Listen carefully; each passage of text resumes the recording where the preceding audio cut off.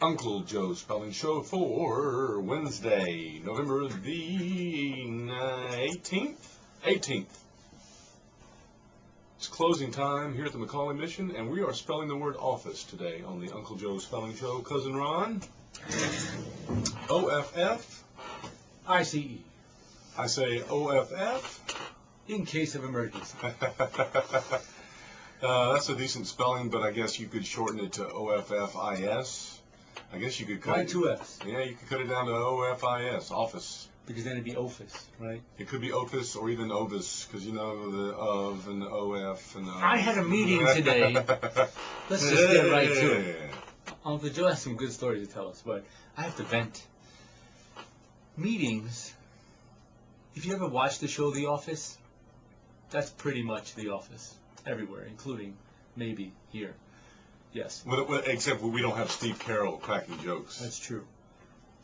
8:30 to 4:30, one meeting. Seriously, America. What is the need? What you can't say in an hour. Come on. I want to give a shout out to... Back up.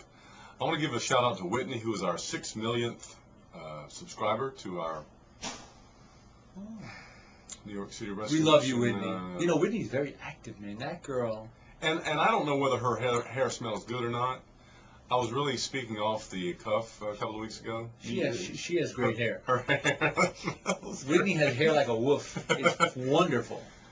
But Don't ever cut it, Whitney. But I doubt that it smells bad. Really. Women smell good.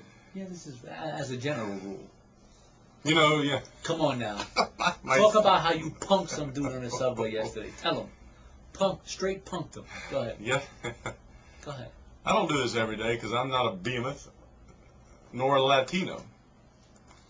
There was a fellow on the subway train yesterday. He was browbeating his woman, verbally hating on her, publicly admonishing her. Loudly? Loudly enough. What a jerk. And I was about 5'8", I will say 10 feet away from him, and I decided, let's look at him today.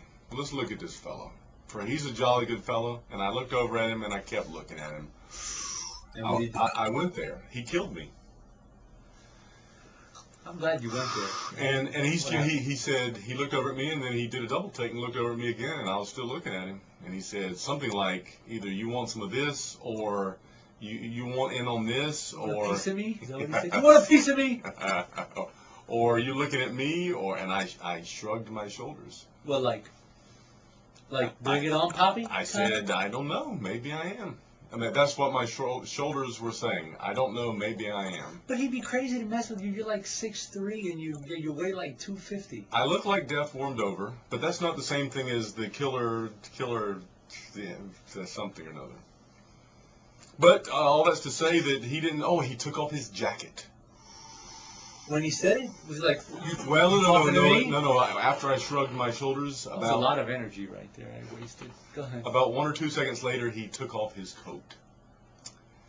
Looking at you. And I wasn't really fearful. I was, this is not. Generally, these things don't come to anything as long as you don't take it to the next level. But I wasn't really frightened or scared or fearful. But I knew in my heart that if no matter what happened, knock him out. No. Listen, my intervention, such as it was, and that was the extent of it, really, probably gave the woman of his choice another bruise or two behind closed doors that evening. And that's the truth of the matter. So it's a creative tension to be or not to be, to do or not to do. I mean, you could hold his finger if you're a karate guy. You could hold his finger and just kind of, almost break it and say, listen, I don't want to humiliate you. But he's going to take it out on his woman, like you said. He's going to go home. He's going to probably smack her and say, "Look, see what you got me into."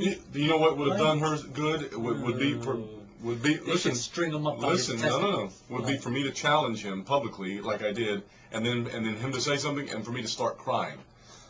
That would be the best thing. She would be treated like royalty because he would feel his kingship and his royalty. No.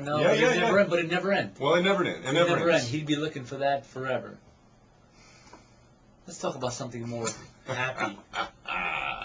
By the way, Guy, if you're watching, I hope you get hit by a train. Go ahead. You're Sonny Boy. My Sonny Boy turned 10,000. 10. 10. Which one? Jimmel or? Jimmel. Jimmel. Jimmel. Here we go. Ready? So wait, no. He's now of drinking age. He's now legally in some countries. This is not North Carolina. Oh. For he's a jolly good fellow, for he's a jolly good fellow, for he's a jolly good fellow. Uncle Joe's Spelling Show, you gave us 5.5 minutes, we gave you 6, which nobody can deny.